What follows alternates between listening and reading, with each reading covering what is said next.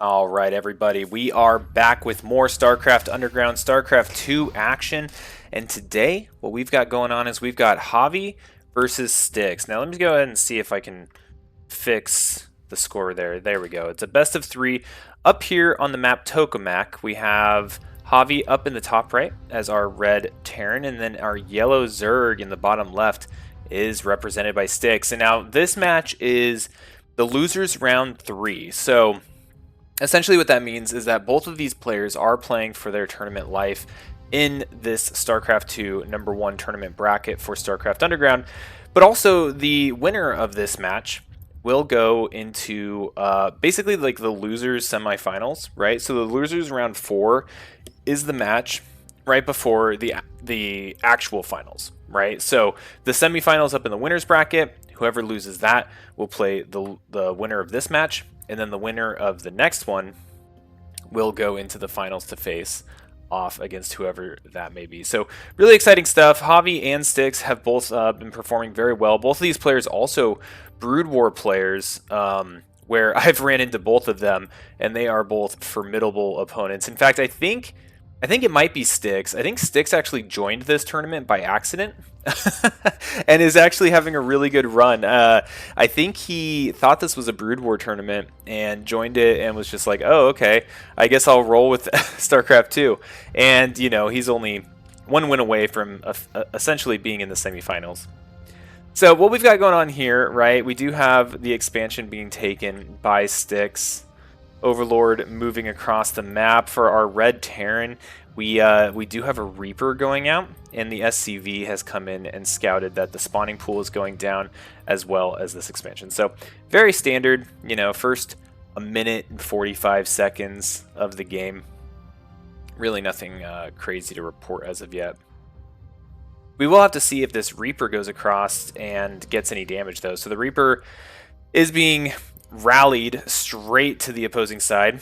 Javi's SCV getting a little bit of poke damage here on that spawning pool. Not doing a whole lot, but kind of poking around. And the Reaver's heading across.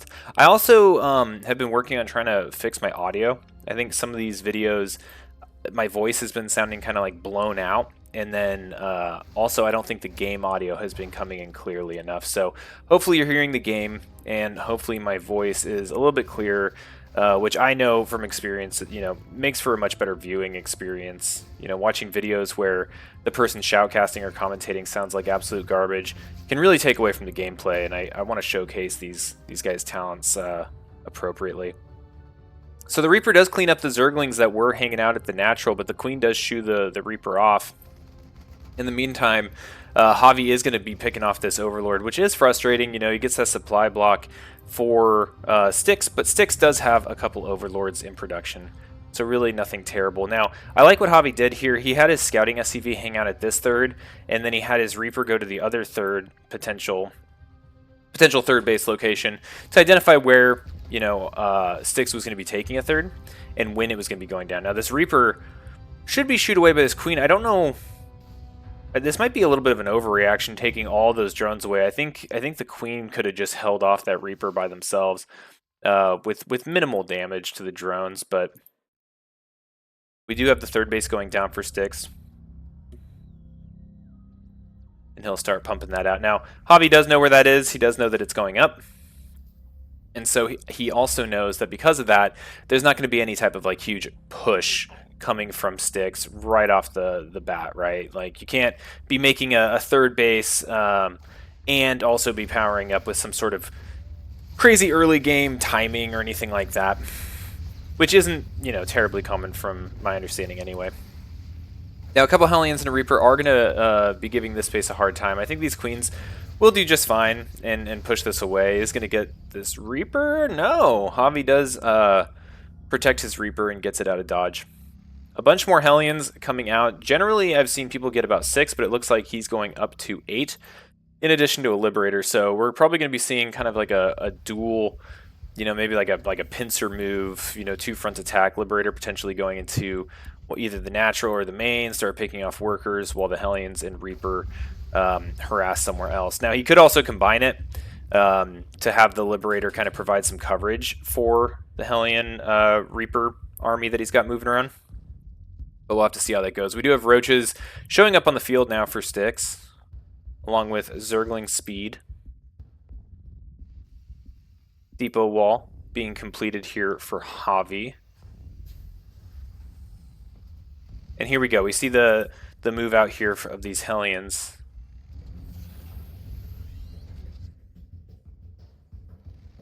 There we go.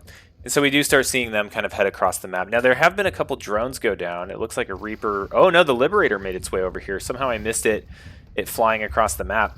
Oh, no, and these drones are just sitting there taking it. We have 6 drones going down in the main, and Styx is sending all the Zerglings and Roaches across. These Hellions are going to have free reign. Now, there's only 1 drone here, a few Roaches, but not a ton. And this is just a lot of Hellions, right? These Hellions are going to clean these Zerglings up, no problem, especially if they get behind these gases, these minerals, to kind of like limit that surface area. And the Roaches, you know, they're pretty tanky. Hellions aren't going to do a ton of damage to them, but they're not really looking to fight, right? They're looking to come in here and just start killing workers. And that's exactly what they're doing. A total of 9 workers going down. This is pretty severe economic damage. Like, if you look at the worker count, we have 11 drones to 43 SCVs. That's pretty commanding. And I think that these queens will probably knock this out, but we do have the counterattack going on over here. Now, you know, Javi's whole army is across the base, or I'm sorry, across the map, dealing with Styx.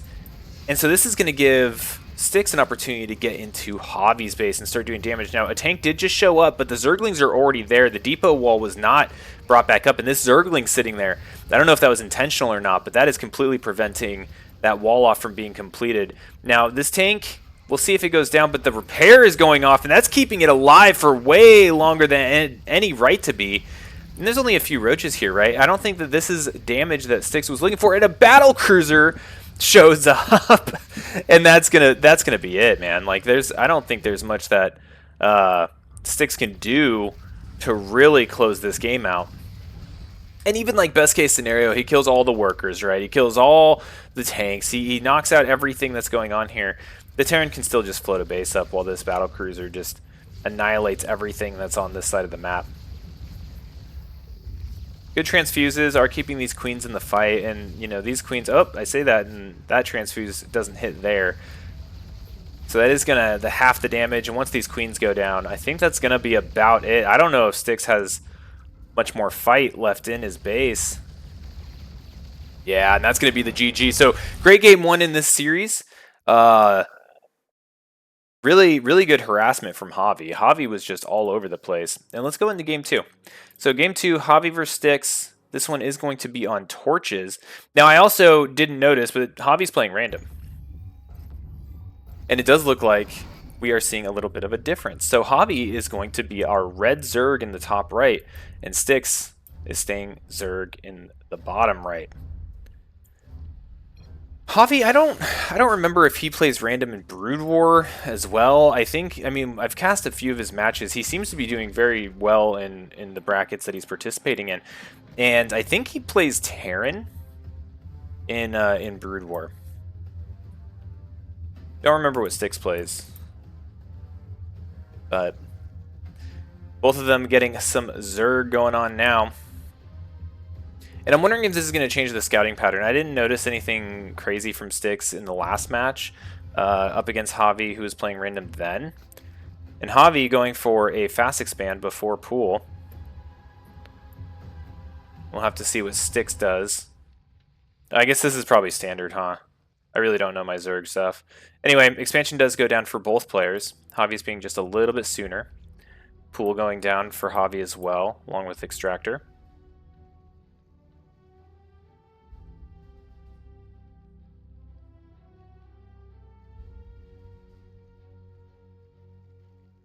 Havi had a little bit of a lower worker count. Getting that Overlord out. I don't know if this is a little bit of just like a playing random thing, right? But being kind of supply blocked for that long, while you see Styx, who I think mains Zerg, having plenty of supply to work with.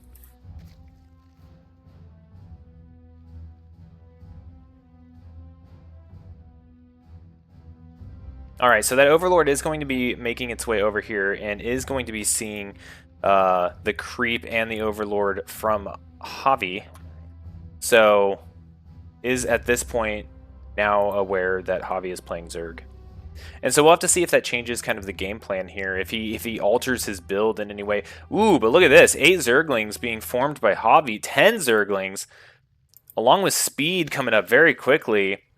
This is going to give Havi a very strong initial army lead. We're going to have 6 Zerglings and a queen. 2 queens coming out for Styx, though. Okay, and then Styx is also powering out a bunch of Zerglings, probably in response. This Overlord, I think, saw it, and that's also going to inspire Spinecrawler here as well. All right, so we're about to get hot and heavy and straight into the action on Zergling on Zerglings. We'll have to see if you know, what direction each player goes after this. Whether they start, you know, obviously going Baneling, and then kind of keep into like the Roach fight.